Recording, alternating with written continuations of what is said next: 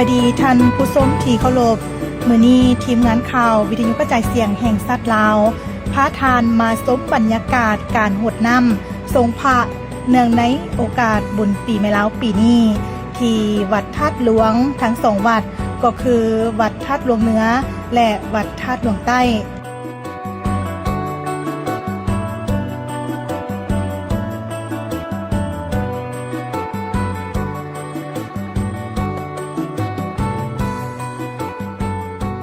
ท่านผู้ชมที่เคารพทั้งสองวัดนี้ถือได้ว่าเป็นวัดที่เก่าแก่ในนครหลวงเวียงจันทน์ซึ่งแต่ละปีผู้คนทั่วนครหลวงเวียงจันทน์ก็ได้หลั่งไหลมาโหดส่งพระพุทธรูปและหดน้ำอวยพรซึ่งกันและกันอยู่บ่อนนี้มื้อนี้ก็แม่นมื้อหนาวก็คือมื้อที่2ของบุญปีใหม่ลาวหลายท่านก็บ่ได้ออกไปเที่ยวบ่อนไกลๆเนื่องจากว่าบ่มีกิจกรรมซุ่มแซวกันแดเนื่องจากอากาศก็ร้อนอบอ้าวหลายดังนั้นจึงถือโอกาสเอามื้อหนาวพาครอบครัว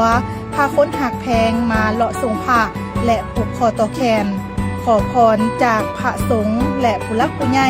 เพื่อเป็นสิริมงคลให้แก่ตนเองและครอบครัว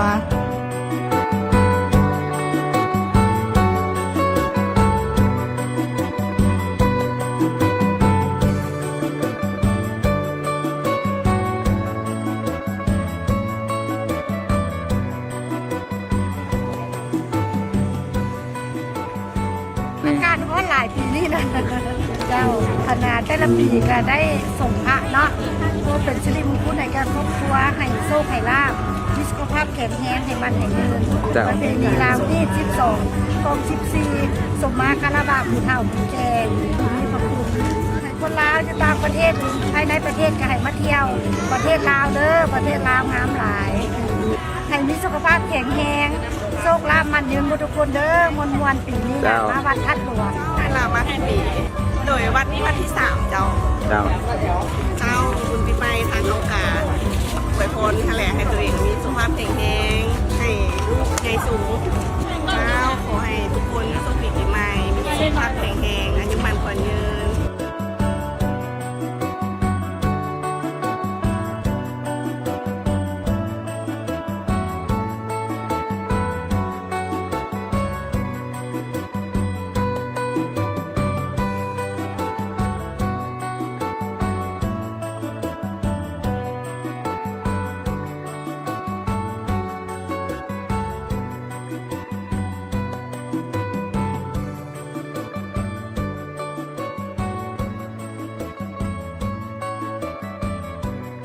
ท่านผู้ชมที่เคารพเนื่องในโอกาสบุญปีใหม่ลาวปีนี้ทางทีมงานข่าววิทยุกระจายเสียงแห่งชาติลาว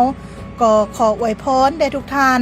จงมีความสุขภาพแข็งแรงประสบผลสำเร็จในหน้าที่การงานทุกประการเด้อ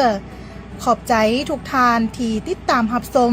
พบกันใหม่โอกาสหน้าสบายดี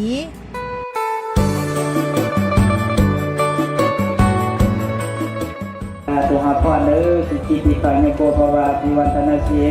ปีตานิจังมุทาปัจจายโนจตารโอธรรมาวัตันติอายุวันโนสุขังภาลังสาธุสาธุ